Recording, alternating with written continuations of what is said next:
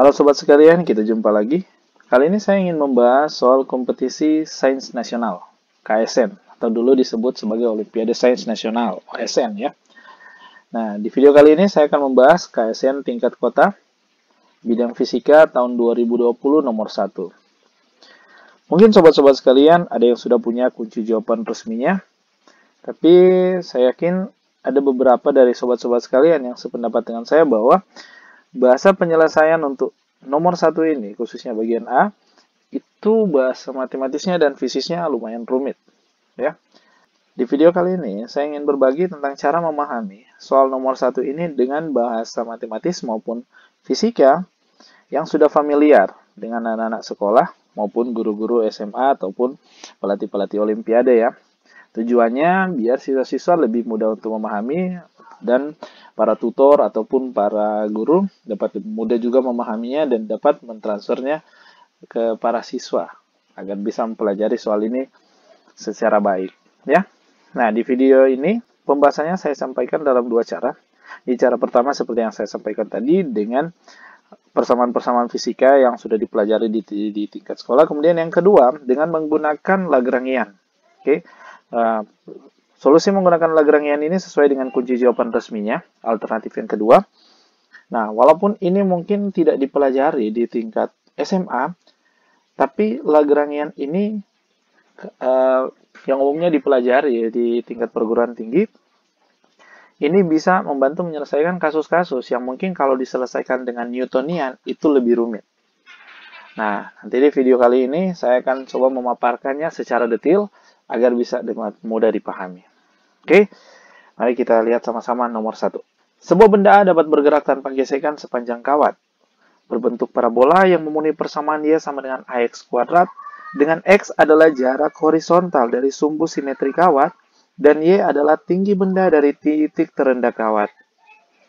Jika kawat ini diputar dengan kecepatan sudut omega, dengan sumbu Y sebagai porosnya, tentukan nilai omega dalam G dan A, supaya terdapat posisi kesetimbangan stabil. Di cara yang pertama ini, pertama-tama yang kita lakukan adalah kita membuat garis singgungnya. Nah, kenapa garis singgung? Karena nantinya dari persamaan garis singgung ini, kita bisa menentukan kemiringan dalam bentuk sudut. Nah, sudutnya ini yang nanti kita gunakan untuk proyeksi gaya-gaya. Ya. Nah, kalau kita lihat, garis singgung ini, dia memiliki sudut theta terhadap sumbu mendatar, ya, sumbu X. Nah, kemiringan garis singgung atau gradien itu bisa kita nyatakan dalam tan theta dan dapat kita peroleh dari turunan pertama fungsi y, dy dx. Nah, di sini fungsi y sudah diketahui ax kuadrat. Jadi kita turunkan ddx dari ax kuadrat, kita peroleh tangen theta sama dengan 2ax. Oke. Nah, selanjutnya mari kita proyeksikan gaya-gaya yang ada di benda ini. Biar lebih mudah, kita bayangkan benda ini sebagai benda cincin yang sedang ada di dalam kawat yang diputar dengan kecepatan omega. Ya, kalau kita lihat bendanya, maka pastinya ada gaya berat, mg, dan yang menahan cincin supaya tetap ada di dalam kawat adalah gaya normal. Oke, nah gaya normal ini kita proyeksikan sejajar sumbu y dan sejajar sumbu x. Nah, sejajar sumbu y, nah ini kita dapatkan nilai theta yang sama, ya, hasil proyeksinya. Maka kita dapatkan hasil proyeksinya n cos theta. Selanjutnya proyeksinya di sumbu mendatar adalah n sin theta. Kemudian benda ini diputar dengan kecepatan omega. Nah, lintasannya kurang lebih seperti ini. Oke. Selanjutnya, kita tuliskan persamaan geraknya. Pertama, persamaan di arah sumbu y, sigma Fy sama dengan 0. Karena asumsi dia tidak naik turun ya. Nah, kita ambil ke atas yang positif, ke bawah negatif, maka kita peroleh n cos theta tambah minus mg sama dengan 0.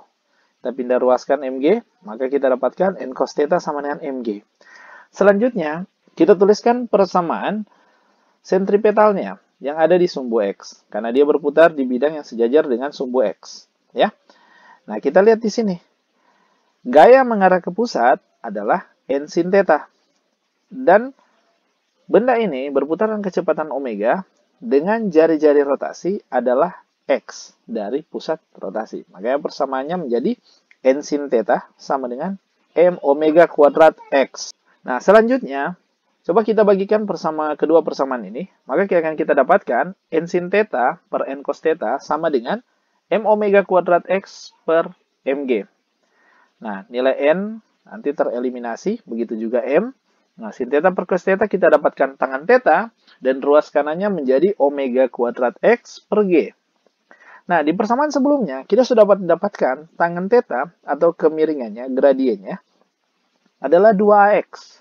Sehingga persamaannya menjadi 2AX sama dengan omega kuadrat X per G. Oke, nah kita lanjutkan persamaan ini.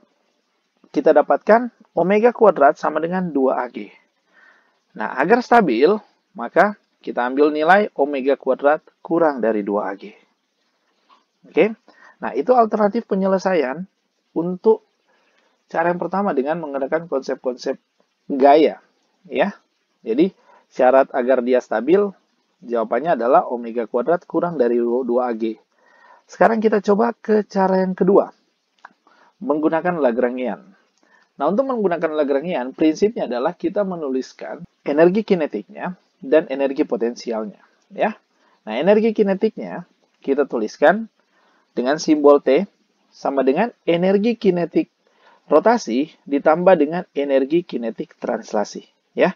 Jadi 1/2 I omega kuadrat rotasinya, kemudian 1/2 mv kuadratnya ini energi translasinya. Nah, karena dia bendanya berputar, maka momen inersianya mx kuadrat, maka persamaan energi kinetik rotasinya menjadi 1/2 mx kuadrat omega kuadrat. Selanjutnya untuk translasi, kita asumsikan kecepatan perpindahannya itu pada arah sumbu X dan arah sumbu Y. Nah, ini turunan pertamanya menunjukkan kecepatan di arah sumbu X dan kecepatan di arah sumbu Y. Dikuadratkan, ya. Nah, nilai Y kita sudah ketahui, nilainya adalah Y sama dengan AX kuadrat. Selanjutnya, coba kita turunkan nilai Y ini sebagai fungsi X dengan menggunakan aturan rantai, maka akan kita dapatkan 2AX kali X dot.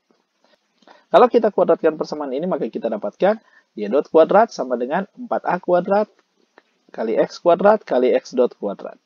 Kita masukkan ke persamaan energi kinetiknya, maka persamaannya menjadi seperti ini. Oke. Selanjutnya, kita tuliskan persamaan energi potensialnya. Energi potensialnya, simbolnya V, sama dengan MGY. Ya, Y adalah ketinggian. Nah, Y sudah diketahui persamaannya, Y sama dengan AX kuadrat. Jadi energi potensialnya bisa kita tulis menjadi MgAX kuadrat. Selanjutnya, kita tuliskan persamaan Lagrangiannya, L sama dengan T kurang V. Jadi, kita tuliskan yang T kita dapatkan tadi, energi kinetiknya dikurangi dengan energi potensialnya. Persamaannya menjadi seperti ini, ya. Nah, selanjutnya, kita selesaikan dengan menyelesaikan persamaan geraknya. Persamaan gerak Lagrangian dituliskan dalam bentuk DDT atau turunan terhadap waktu dari dou L dou X dot sama dengan dou L dou X. Nah, untuk mempermudah penyelesaian, kita selesaikan dulu dou L dou X dotnya, ya. Fungsi L sudah kita dapatkan tadi, jadi kita turunkan terhadap dou X dotnya. Nah, kita lihat di sini. Persamaan energi kinetik rotasinya tidak mengandung unsur X dot. Jadi, hasil turunannya adalah 0. Yang mengandung X dot hanya di persamaan energi kinetik translasinya. Nah, turunannya untuk turunan bagian yang ini, hasilnya adalah 2X dot. Selanjutnya untuk turunan terhadap X dot dari bagian yang ini, hasilnya adalah 8A kuadrat kali X kuadrat kali X dot. Kita kalikan dengan 1/2M, maka kita peroleh dou L dou X dot sama dengan MX dot tambah 4MA kuadrat X kuadrat X dot. Selanjutnya, kita turunkan nilai dou L dou X. Nah, dou L dou X sama dengan dou X dari nilai L yang tadi, ya. Nah, sekarang kita lihat. Yang mengandung nilai X ada di energi kinetik rotasinya, ya. Nah, kalau kita turunkan, maka akan kita dapatkan turunan ini M kali 2x kali omega kuadrat kali 1/2. Hasilnya adalah mx omega kuadrat. Begitu juga untuk energi kinetik translasinya, untuk bagian yang x dot, ini turunannya 0, ya, karena ini diturunkan terhadap dodo x. Selanjutnya, untuk turunan 4a kuadrat tambah x kuadrat x dot kuadrat, hasilnya adalah 8a kuadrat x kali x dot pangkat 2. Dikalikan dengan 1/2m, hasilnya adalah 4ma kuadrat x dot pangkat 2. Nah, kemudian kita lihat untuk energi potensialnya, ya. mgax kuadrat kita turunkan terhadap x, maka hasilnya adalah 2mgax, ya. Nah, setelah kita dapatkan persamaan ini, kita tuliskan ke persamaan gerak Lagrangian yang tadi, ya. ddt dou L dou x dot sama dengan dou L dou x.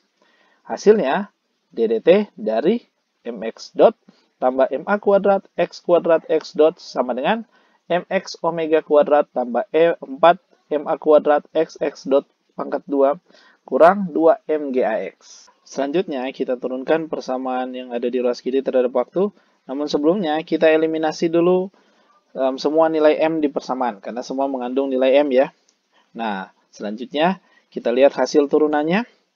Turunan dari x dot adalah x double dot, sedangkan untuk m4 ma kuadrat x dot ini kita turunkan dengan aturan rantai, maka kita akan dapatkan hasilnya adalah 8a kuadrat x dot pangkat 2 tambah 4a kuadrat x double dot, ya. Di ruas kanan tetap.